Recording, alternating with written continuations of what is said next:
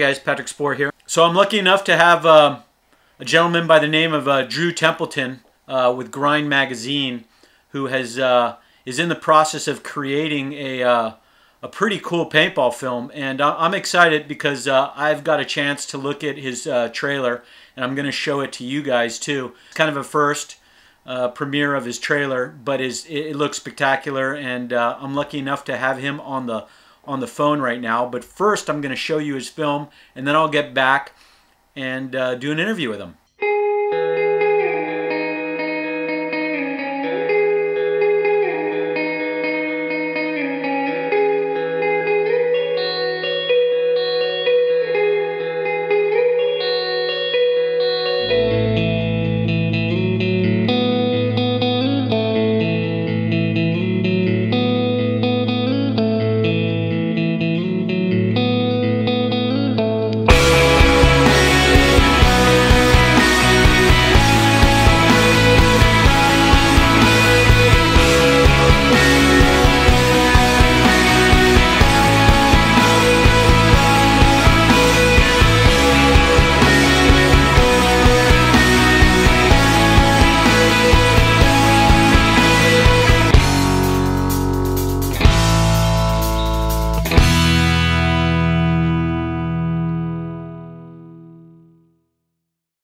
I have Drew on the phone right now, and Drew, introduce yourself to our audience here at PbNation.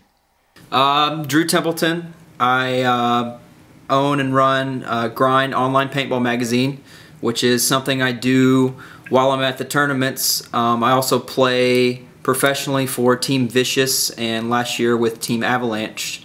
And Grind's been coming along. I started it last year at World Cup. And a year later, here I am still doing it. So it's been a lot of fun. Very cool. From some of the shots that I've seen on your trailer, the composition, the cinematography that you did, well, I call it cinematography, but you know, as a loose term, let's call it cinematography. But nonetheless, your composition and everything is spot on.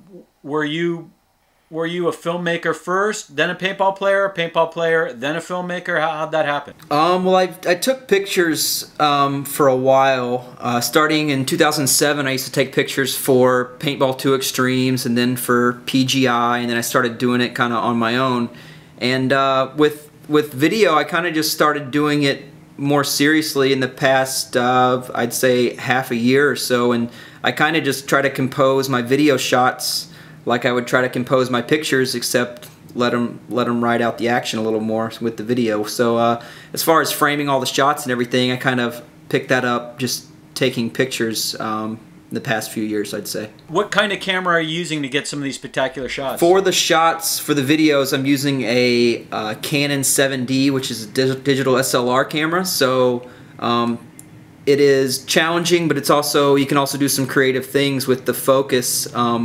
The downside is that it's not autofocus, so it's hard to keep up with the action. So it's really challenging to get a really crisp and focused shot of people moving, especially for paintball. But on the upside, you can really capture the paintballs in the air well, and you can really do a lot of creative things with the focus. So being able to learn your camera and being able to learn how to manual focus and follow the action is definitely an art, and it's something that, you know, I think everybody should learn and should try to master, because once you get it, you know, the sky's the limit, and everything can look pretty beautiful. But as far as SLR goes, SLR shooting, there definitely are some pitfalls in that newer technology, but yet it can look quite beautiful. What are some of the tougher things that you've had to come across and master by using a DSLR?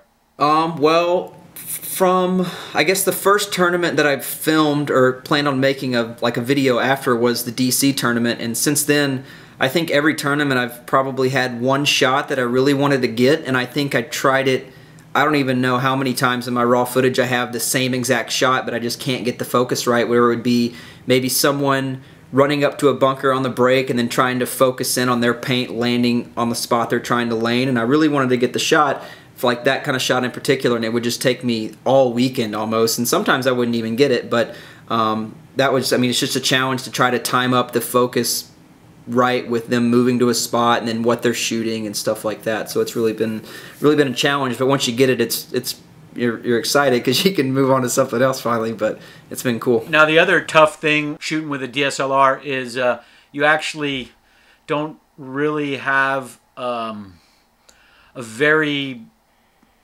good zoom, a movable zoom actually to be used on those cameras. I mean, yeah, there are some still zooms, but they're quite tough to actually work like a video camera zoom would say.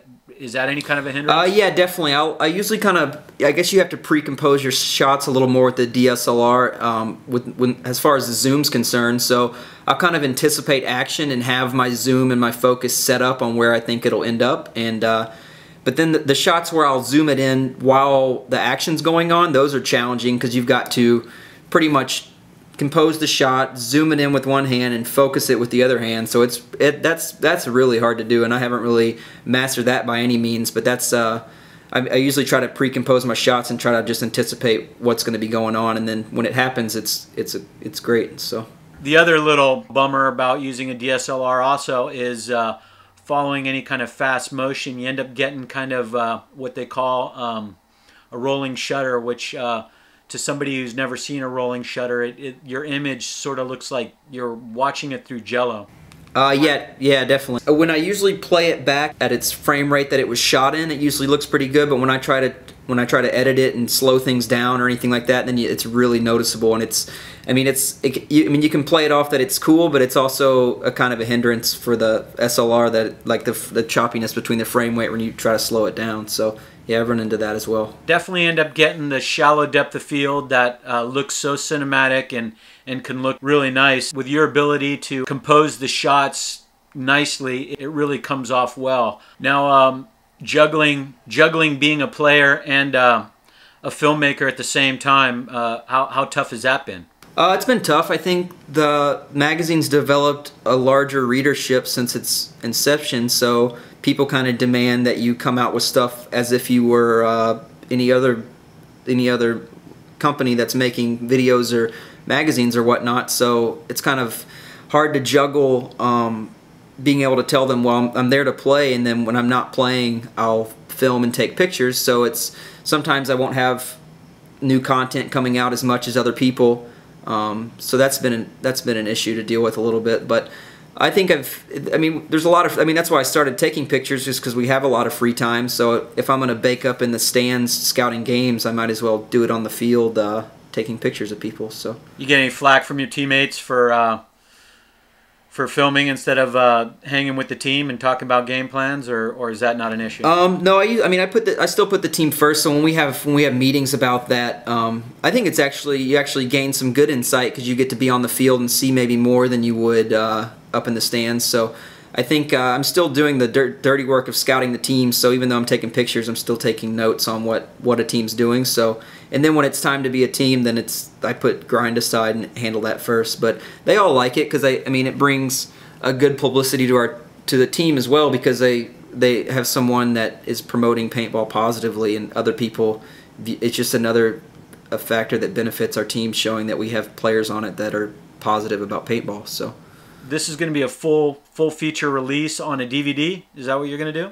Yeah, I'm going to do a full feature release on a DVD, and then it'll come featured. There's certain players that I'm featuring in the DVD. They are Chad Boucher from Aftershock, Ian Martin from Aftershock and Avalanche, Justin Rabakov from the Russians, Justin Schwartz from Infamous, and Kirill Prohidny from Russian Legion. And beside these players, it'll still have raw footage of games and, well, not raw footage, but footage of other players and games, and then some bonus footage that I think will be cool to put in the video as well. It looks great. I think everybody who's probably watched this trailer is probably going to be waiting for it. Where can people find more information about this DVD? The DVD is available for pre-order, and information on it on the Grind Paintball website, which is grindpaintball.com. And I recently came out with a new website that is more interactive with the readers, so there's a lot more blog postings and things like that. And then